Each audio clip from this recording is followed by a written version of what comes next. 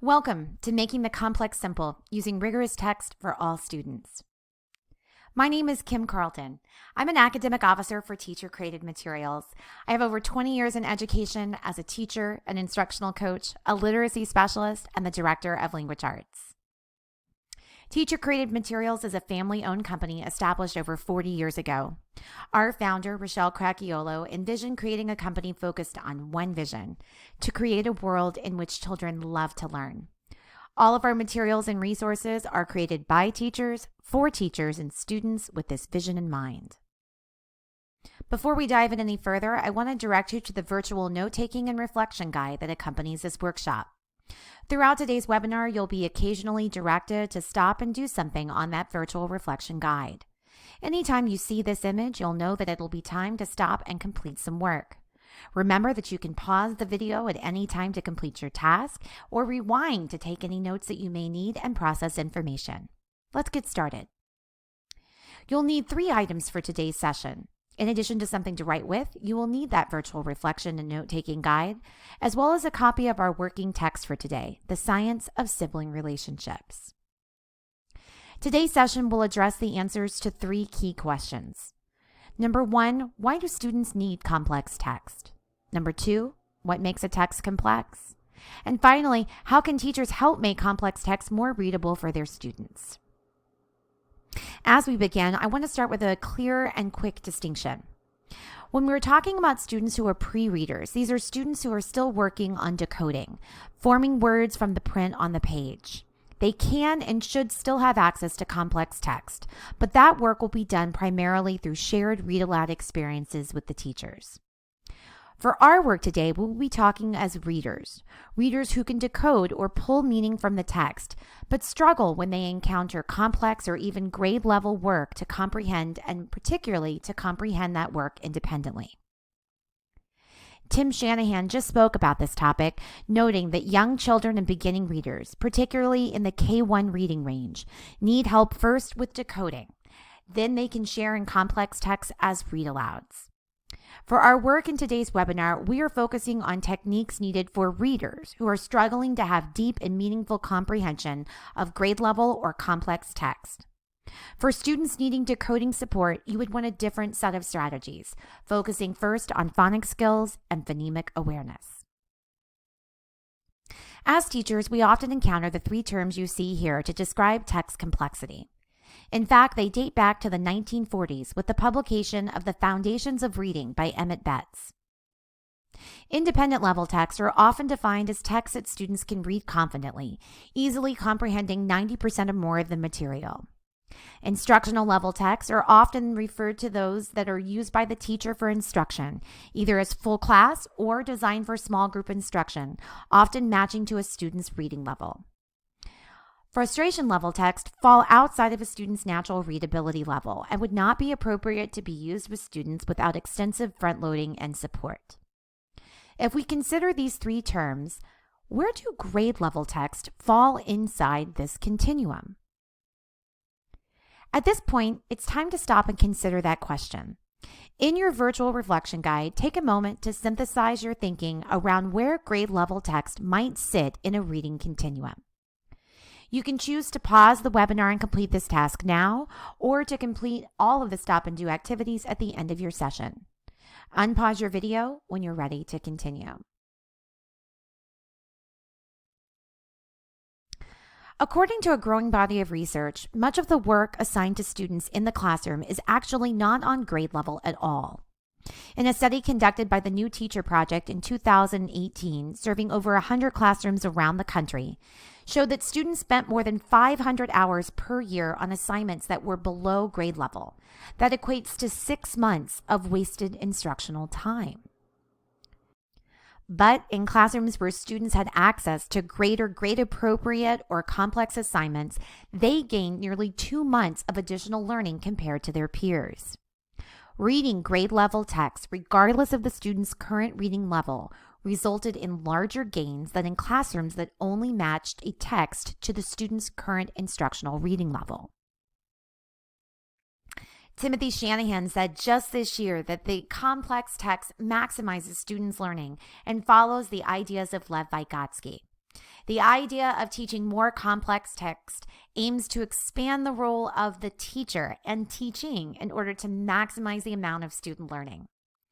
He remarked, if you recognize that the ZPD is not just a narrow band of learning territory, but the entire distance from where the child is now in terms of their concepts and reading skills to what full proficiency would be, then placing students in grade level and complex text wouldn't seem so out of place.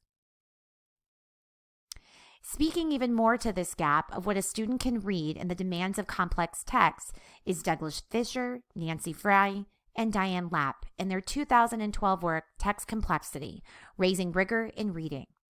Here they speak about the importance of giving students complex text as a question of creating opportunities for learning struggle. They said perhaps one of the mistakes in the past to improve reading achievement has been the removal of struggle altogether. We made the task too easy, they said. We should actually encourage that students struggle, persevere, and eventually succeed when encountering a complex text. And put even more simply by Dr. Alfred Tatum, leveled text lead to leveled lives. It's time to first stop and reflect on the need for teaching and working with complex text, even when those texts are outside of the traditionally defined instructional reading range. In your virtual reflection guide, take a moment to reflect and process on your own classroom and teaching experience. Based on the research presented here, why is it important for students to have instruction in complex texts? Go ahead and pause the webinar now to complete this task and unpause the video when you are ready to continue. So we've addressed the first question. Why do students need complex text? Now let's investigate the second question. What is it that makes a text complex? Based on the work of the Council of Chief State School Officers, Douglas Fisher and Nancy Fry, Tim Shanahan, and others, they've considered a list of features that make a text complex. I should note that by level of complexity, we're not just talking about the word reading demands of the text. That is, how hard are the words for students to decode and read?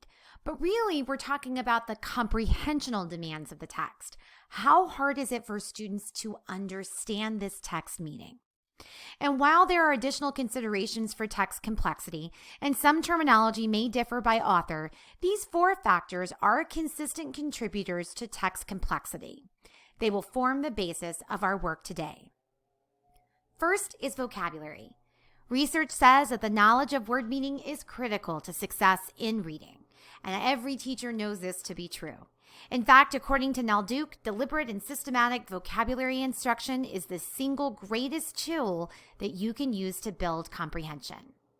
Next, and closely related, is background knowledge. Robert Marzano and others have acknowledged that background knowledge and vocabulary are closely connected. Increasing one will likely support the other and vice versa. We list it here separately because often background knowledge also increases the motivation to tackle a complex text.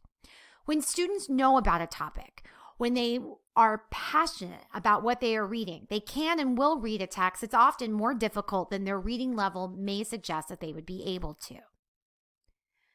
The third feature is syntax or sentence structure. Long and windy sentences will complicate and obscure the meaning and make comprehension of a text more difficult. Unpacking dense sentences improves fluency and comprehension of a text. The fourth feature we'll discuss is text structure. Texts of low complexity tend to have simple, well-marked, and predictable and conventional text structures, whereas texts of high complexity tend to have more complex, implicit, or even unconventional or blended structures. Nell Duke and others have acknowledged that there's more to a complex skill than simply providing students with the 5 different common organizational text patterns. In fact, many texts employ one or more organizational patterns within a text. We will use these 4 features of text complexity as we move through the remainder of our course today. But first, we would like for you to stop and reflect on those 4 factors to text complexity. In your virtual reflection guide, take a moment to reflect on your own classroom and teaching experience. Which of those 4 elements of text complexity are the hardest for you to address with students? Why is that? Pause your webinar now to complete this reflection. Unpause your video when you're ready to continue. Let's look at how each of these contributes to text complexity in a little more detail. For this work, we will be using a sample text set around someone that might be new to you, Richard Feynman. We're going to go just a bit out of order and start with background knowledge. What do you know about Richard Feynman? Pause your video now and jot down a few of your thoughts here. Don't cheat and look him up. All right, so did you get that he was a world-famous scientist who helped build the first atomic bomb and won the Nobel Prize in Physics in 1965 and later discovered the cause of the 1986 Challenger explosion? And he also played the bongos. In fact, I would venture to say that not many people knew that much about Richard Feynman, if at all, not about his work or his zest for life or his love of music. It wasn't until I read this information that I even knew who he was at all. We know that background knowledge can impact comprehension and make a text more complex. You can see that without any knowledge about our topic, this text may be more complex to read independently than others simply based on a topic that you might already know. But that shouldn't stop us from reading this text or learning a little bit more about Feynman. Let's take a look at another feature of text complexity, vocabulary. We will talk more in a bit about how to select and teach vocabulary, but we would like to first address choosing what potential vocabulary teachers should consider. Knowing your students can help you determine which words and phrases could be problematic. In fact, sometimes after presenting a text to a student, I discover their questions lead me to words and phrases I had not previously considered. I make those notes for myself for future instruction. Before assigning a complex text to students, read the text yourself, considering which words and phrases could confuse or present difficulty in understanding. Consider the importance and difficulty of that word to the overall reading goals. Determine how you might best support students in understanding that word. But remember one thing. You can't teach all of the words that a student doesn't yet know. So remember to keep your instruction focused on your educational goals. So if I was looking at this particular piece about Richard Feynman, let's take a look at the opening paragraph. Take a second to pause and read through this video, thinking about what words you might select. Remember, not all words are created equal for discussion and instruction, so there would be further considerations about how you would teach these words. But just in looking at the first paragraph, I notice the phrase Nobel Prize, as well as the Tier 2 vocabulary word of contributions, the highly technical phrase subatomic particles, and also even some more basic words like bongos or practical jokes. All of these could be potential places of teaching of vocabulary. We will discuss in the next section how you might choose to teach these words in different ways depending on your students and instructional goals. But let's move on to one of the harder to see categories, syntax. Syntax is another word for sentence structure. It simply means the arrangements of words and phrases in a sentence. We defined a sentence as a complete thought, an independent clause, something that can stand alone. It is often made up of a subject, a verb, and oftentimes an object. Typically, there are 4 basic kinds of sentence structure.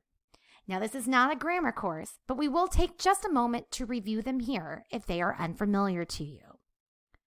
First is a simple sentence, and it's just that, a simple subject, in this case, I, plus a verb, in this case, have, and even an object, and in this case, it's dog. This is a standalone thought that needs no support to be complete.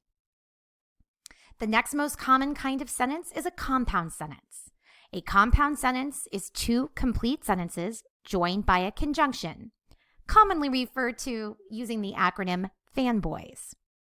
Notice that both sides of this compound sentence can stand alone as unique sentences.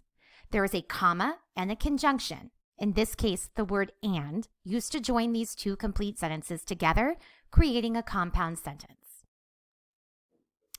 Moving ahead, the complex sentence includes a complete independent clause or sentence plus a dependent clause. Now, this is a new term for us. The term dependent clause means that it is a clause or phrase that cannot stand alone. Notice that the dependent clause, because another dog needed a home, is incomplete. It can't stand by itself. But the sentence, we now have two dogs, is a complete independent clause in thought. Words like because, which, if, since, and while are often indications that you have a complex sentence on your hands. Finally, the compound complex sentence blends those two together. You see a dependent clause plus two independent clauses or sentences joined together with a conjunction. This grammar review is to remind us of one thing. The more complex a sentence is, the harder it is to find the heart and soul of it. That is, the subject and the verb. Think of it this way. Reading simple sentences is easier than reading complex ones, and you can see that example here. Because of this, the syntax that an author uses in a text can impact the complexity and a student's comprehension. Let's look at an example. This is on the same topic, our friend Richard Feynman. Take a second to pause and compare these two examples. Which is easier to understand? You may have noticed that the first example is 30 words, but just a single sentence. The second example is longer, 39 words, but it is divided into two smaller sentences. You may have also noticed that that first example was more complex to figure out. That is because the syntax is denser and more complex. If we wanted to take it back and look at the grammatical principles at play here, simpler syntax leads to easier comprehension. More dense or complex syntactical structures can impede comprehension. And what is the impact of syntax on comprehension? Actually, it can be profound, and it's even connected to neuroscience. Every person has a working memory. That is, your short-term memory, the thing you use for immediate processing of information. When someone reads to you a phone number or tells you what time you're supposed to be somewhere. According to Shanahan, Fisher, and Fry in their 2012 article, The Challenge of Challenging Texts, sentence structure can determine how hard it is for readers to make sense of a text. Shorter sentences tend to be easier to read than longer sentences because they put less demand on our working memory. Longer sentences are likely to include multiple phrases or clauses and tend to include more ideas that are related to each other. They have a greater density, noun to verb phrases, and more embedding and complex relationships between ideas. To put it another way, the denser the sentence, the more working memory it takes to untangle it. Our working memory is limited. Imagine if your working memory is also taken up with complex or unfamiliar vocabulary words. Imagine if you're still using your working memory to untangle the sentence that was before it. This leaves little to no space left to contend with the comprehension of this new and complex sentence. And so, in many cases, the students just keep reading. They don't slow down to untangle the words or grapple with what is unknown. This is where our instruction can help. We can aid students in unpacking a complex sentence. Let's take an example here. Take a moment to read this selection of the text. Pause the video and jot down what might make it confusing for students. First, you may have realized that students might need some background knowledge to understand the history and significance of the Challenger disaster.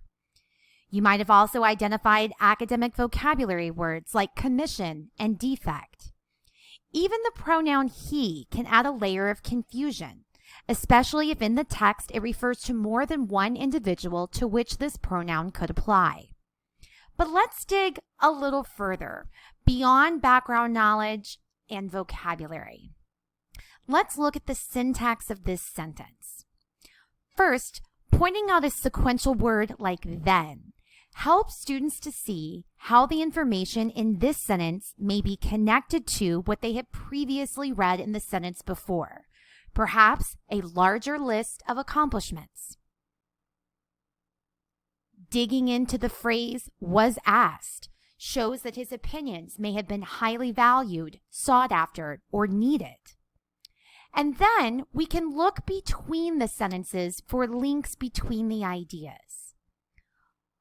Look at how the word cause is repeated in both the first and the second sentence, so that the children understand that the research he was doing that detected the rubber rings was connected to the cause of the Challenger space shuttle disaster.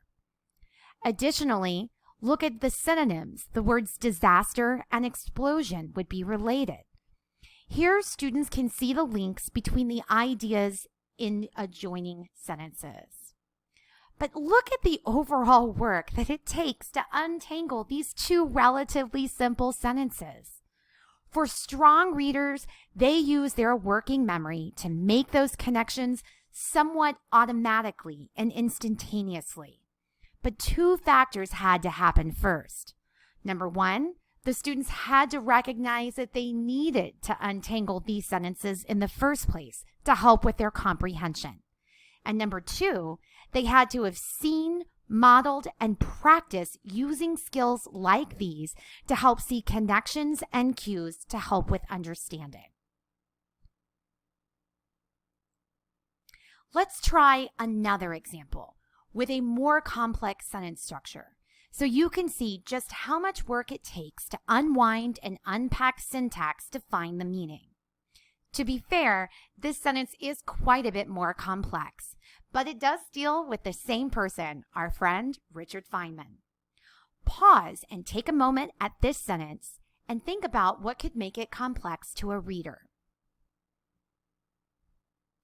Just as before, there is complex academic vocabulary and the needed knowledge of a space shuttle disaster. But there is more that needs to be untangled. Pause and consider, what is the core sentence here?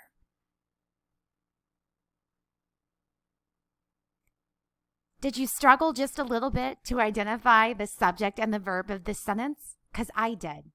Was it easy to locate? Untangling this single complex sentence of 30 words to find the subject and the verb of thinking and helped took several rereadings of my own. It challenged even an adult learner and my working memory.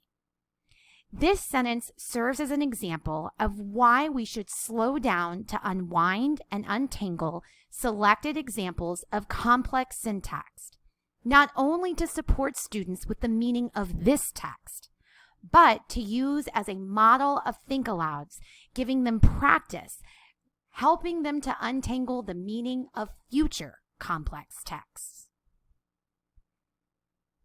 For our final component of text complexity, let's consider text structure. Text structure describes how the information in a text is organized. Text structure can refer to the organization of the text as a whole, of a group of paragraphs within that text, or even the organization of an individual sentence. Just as background knowledge, vocabulary, and syntax are known to influence comprehension, the role of knowledge of text structure plays in recalling and comprehending text has been well established. Text structure instruction can take different forms, including explicit instruction of the various structures, as well as instructional supports like graphic organizers. Most early text structure research focused on the impact of this instruction on comprehension and learning of upper elementary or older students. but evidence now suggests that including text structure instruction in the early and primary grades is beneficial and can help even our youngest readers. The best instruction includes the use of graphic organizers, explicit instruction, emphasis on clue words, and practice analyzing exemplar text. This list of common informational text structures goes back to years before. Nell Duke and her colleagues in their work, Essential Elements of Fostering and Teaching Reading Comprehension, said the role that knowledge of text structure plays in recalling and comprehending text has been well established. Text structure instruction from early on is not only beneficial, but accessible for our youngest of readers. The list of common informational text structures goes back years, and it's common in many classrooms. You've seen anchor charts that look like this before. It is important to note that often texts are not just a single text structure. Paragraphs or groups of paragraphs may follow one text structure and then shift to something else later in the piece. Nell Duke and others acknowledge that there are hybrid or in-between genres, both print and digital, that are not easily classified into one category. Text structure is more than just an anchor chart or a diagram.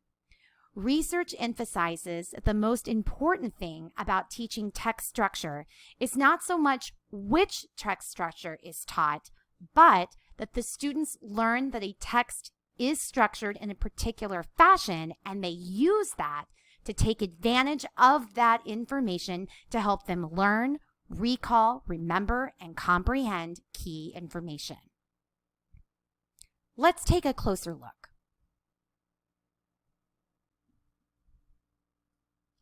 Let's take a closer look at the text structure of the opening paragraph of our text.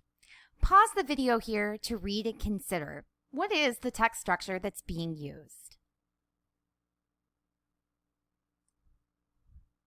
You may have determined that this section follows a sequential or chronological text structure.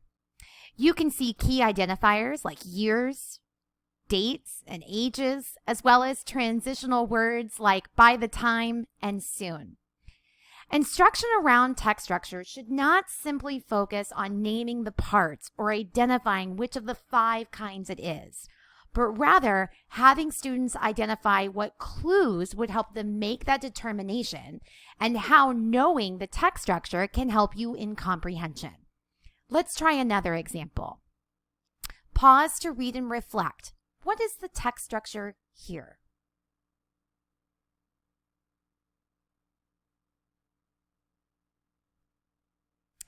This time you may have noticed that it's a different text structure than the previous example. It's a descriptive text structure. Keywords like several, also, and others suggest that we're about to get a list of things that Richard Feynman likes to do. Some of those details will be about science, but the word yet was important, as it is a clue that the remainder of the list will not be science-based. The other thing to point out here is that within the same article, you can see clearly 2 distinctly different text structure patterns taking part in the text. It's important to point out that both of these examples come from the same piece of text.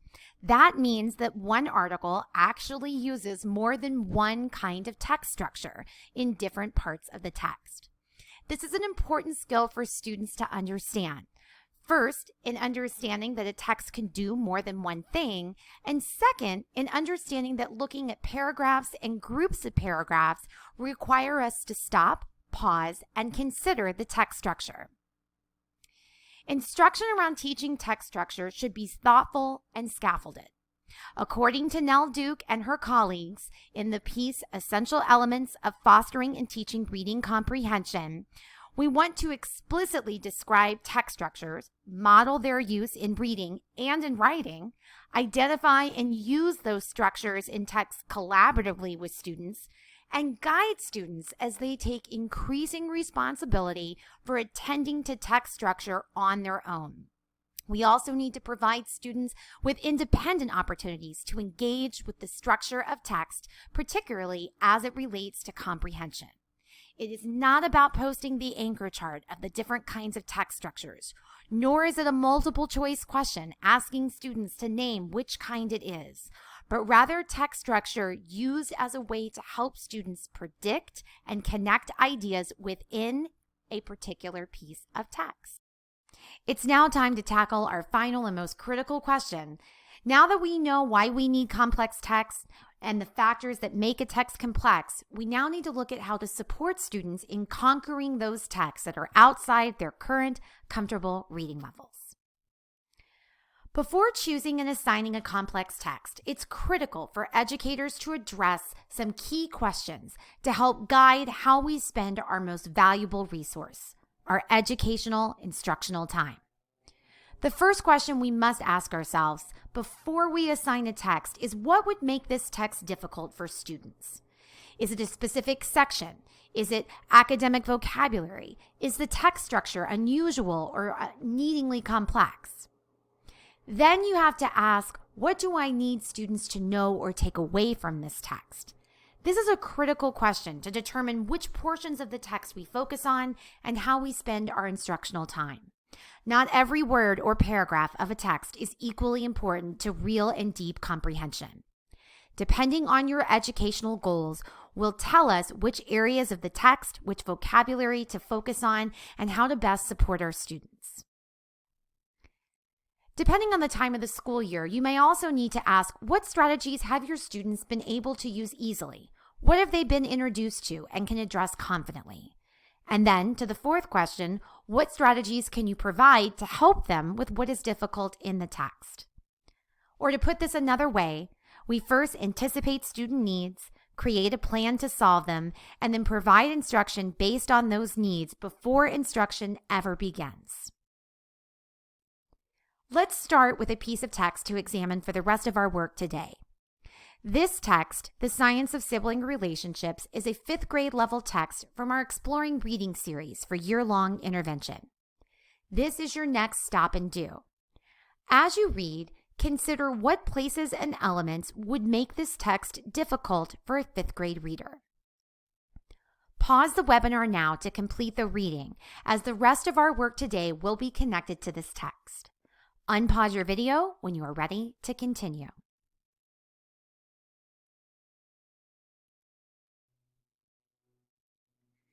Welcome back.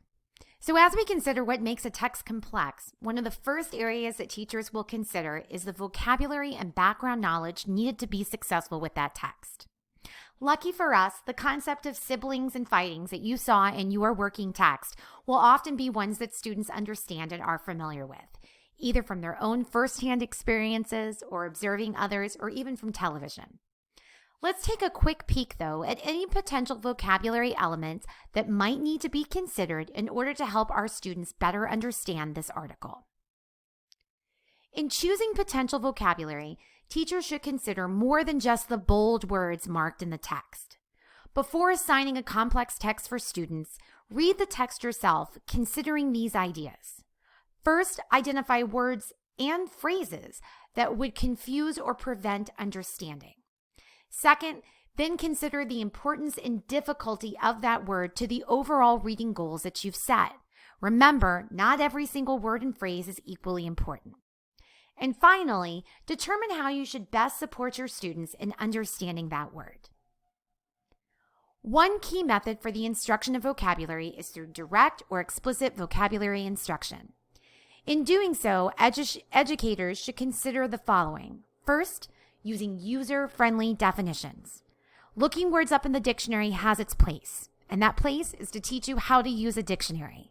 However, when trying to understand the use of a word in context, perhaps a user-friendly definition is a better and quicker solution. Second, teachers should work on teaching and reviewing the words in a variety of contexts. In fact, the more, the better. Activities that require thinking about the word we need to be used as opposed to just rote memorization. Research says that the students will need at least 6 repeated interactions with new words across a variety of contexts: listening, speaking, reading, writing, and thinking. Students are not monoliths. Many students might even require more repetitions and exposure to solidify solid learning of a word, some even 10 to 15 meaningful interactions. Practice should also be distributed across lengths of time.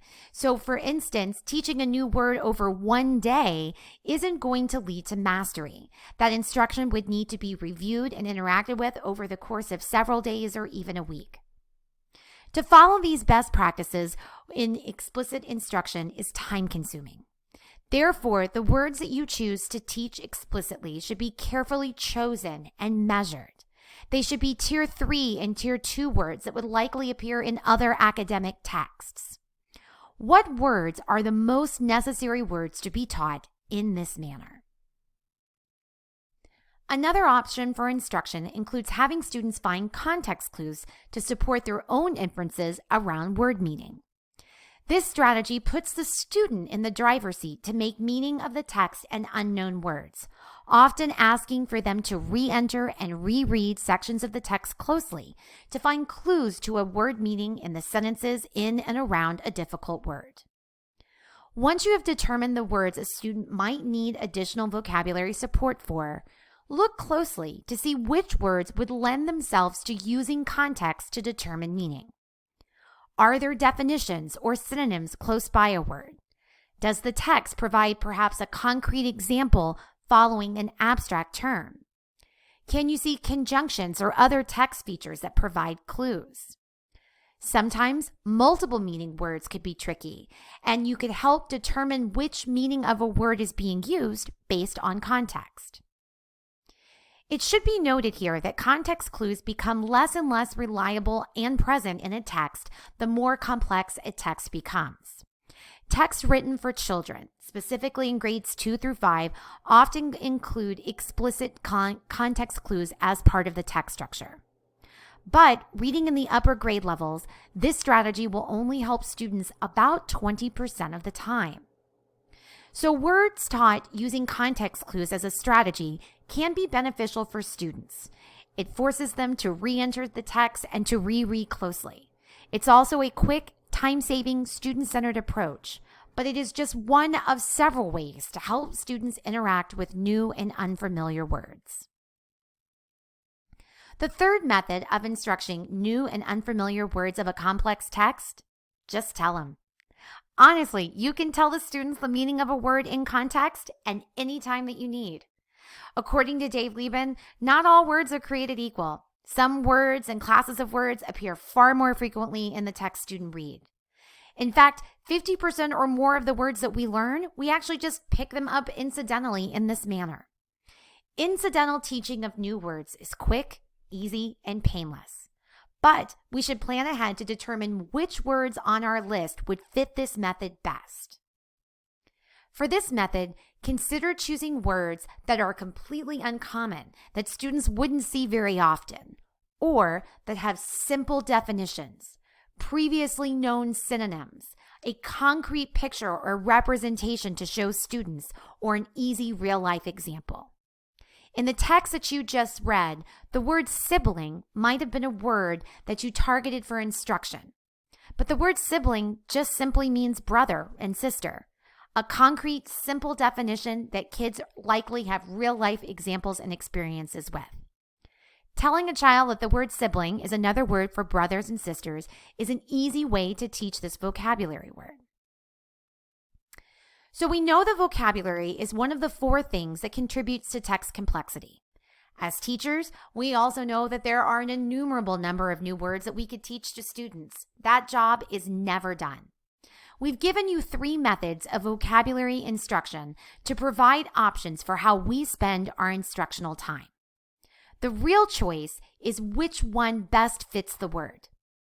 Once we have read a text to determine the list of possible words and phrases that might be difficult for students, teachers then have to decide how to best provide instruction around those words, either through explicit or direct instruction for those key Tier 2 and Tier 3 vocabulary words, through the use of context clues when the text makes them available, and in some cases, for simple or very uncommon words, an easy strategy would just be to give them the definition. At this point, it's time to apply your learning. Think about the text that we have read, The Science of Sibling Relationships. Reading the text, identify what vocabulary words and phrases should you teach to kids, and then determine how would you teach them. Pause the webinar now to complete this task. Unpause the video when you're ready to continue.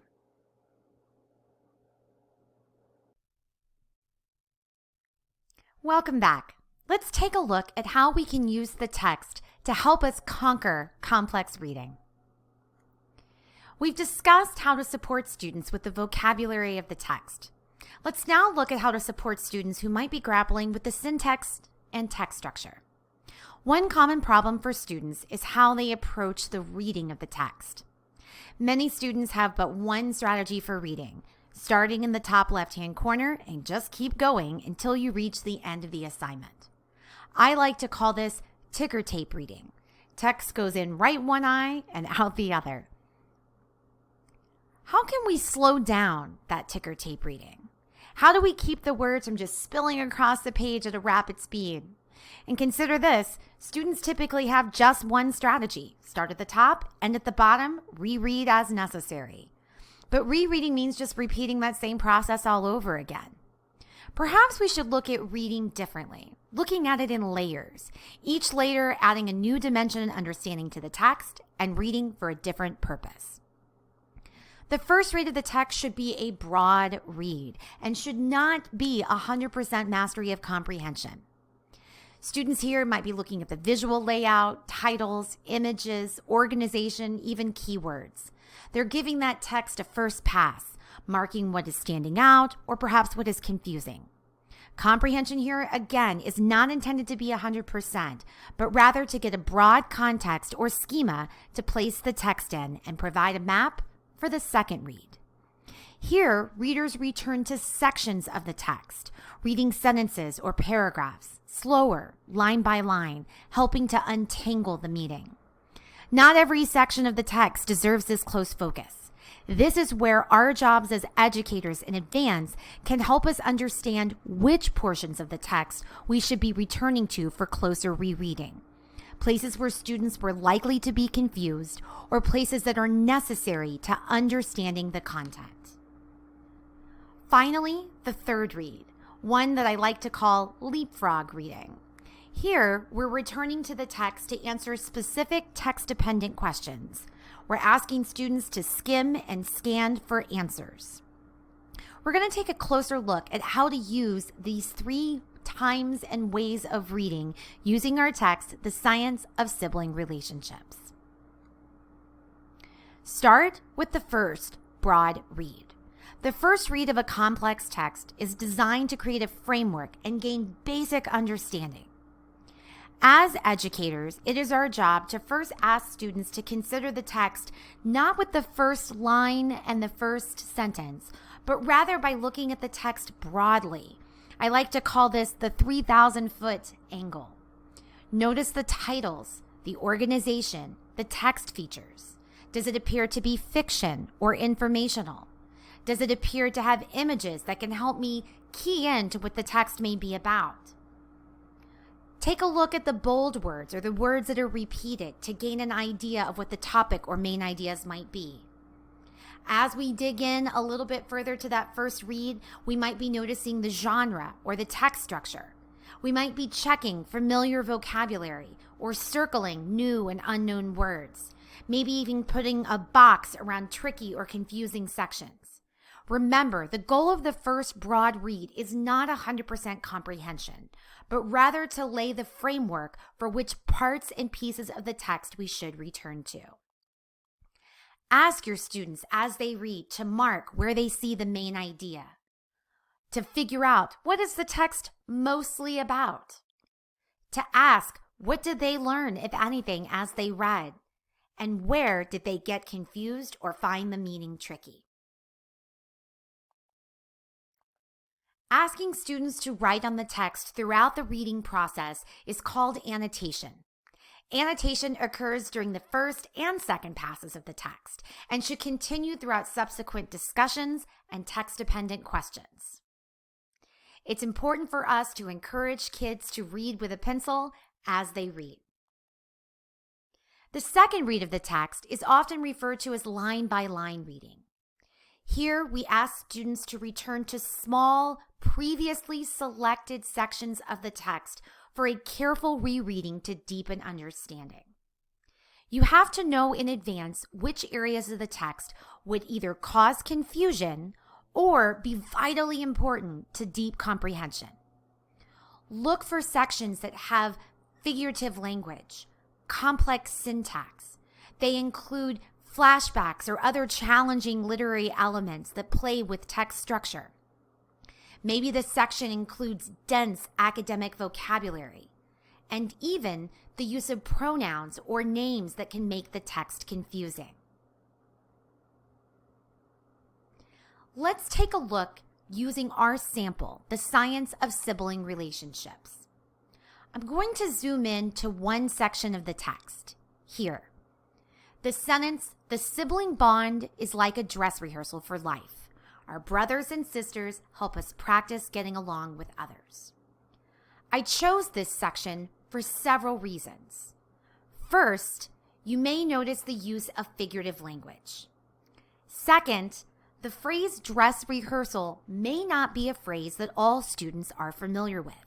They may lack the background knowledge of the performing arts to understand what a dress rehearsal is. There's other vocabulary, including the multiple meaning word bond, that could be confusing. I've chosen this passage to do a second read because, number one, I find that there could be tricky elements in this piece that could be easily addressed and unraveled by the teacher. But number two, this particular section of the text really is the heart and soul of the text itself. The sibling bond is like a dress rehearsal for our life. The rest of the text works to defend and support that idea. Returning to this small section of text for a reread, to untangle the figurative language, to build background knowledge where it may have been troublesome with the phrase dress rehearsal, to check for multiple meaning vocabulary words like sibling and bond, means that this section of text is one that we would refer to for a second read.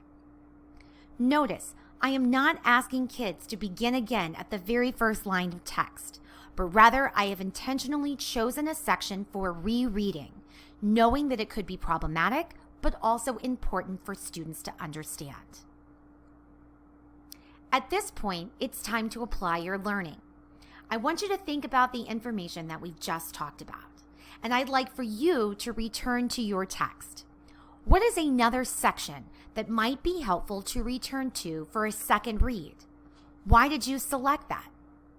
Pause the video now to read your text a second time, considering what might be problematic and also important for understanding. What would be helpful to return to with your students for a second close read? Pause your video to complete this task and unpause when you are ready to continue.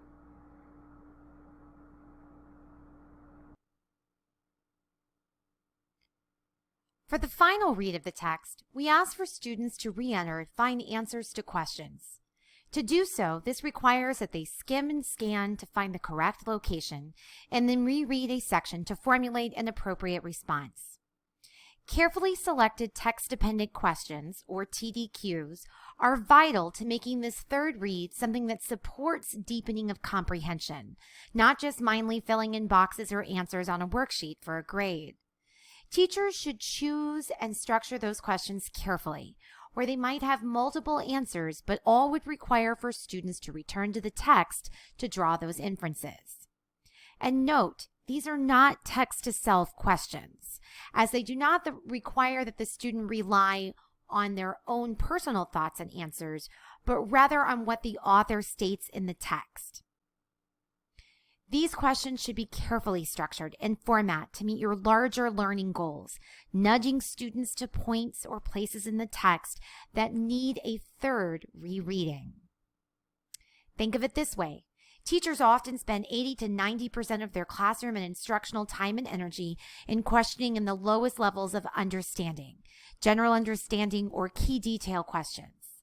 However, having students re-enter the text, looking at how it is structured, why a detail may be included or excluded, the specific use of a word, often referred to as author's craft, asking for the students to return to a small portion of the text to reread and reconsider from a different lens is asking more of our students as readers. Asking for students to evaluate the author's purpose, bias, opinions, or arguments, or larger universal meaning requires another pass at the text, perhaps looking closer at a different section.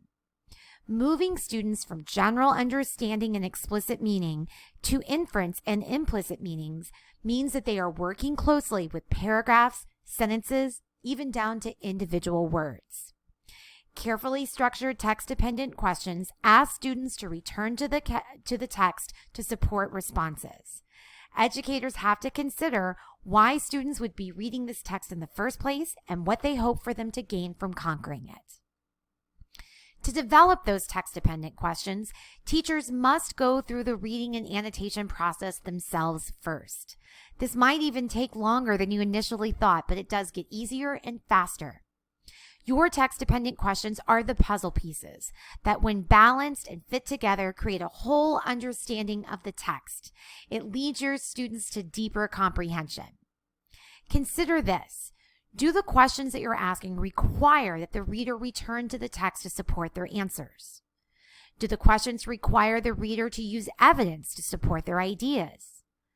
Do the questions move from explicit pieces of text to implicit pieces of knowledge? And are there questions that require the students to analyze, evaluate, and create, reaching those higher levels of Bloom's taxonomy? Let's take this example. If I asked, according to the author, why is it important to learn how to work through conflicts? There is not a single correct answer. However, there are simple answers in the text that students should be able to point to. The text does not state the answer to this explicitly. Students would, however, need to return to the text, and perhaps this section in particular, to do a third leapfrog reading to find the correct answer.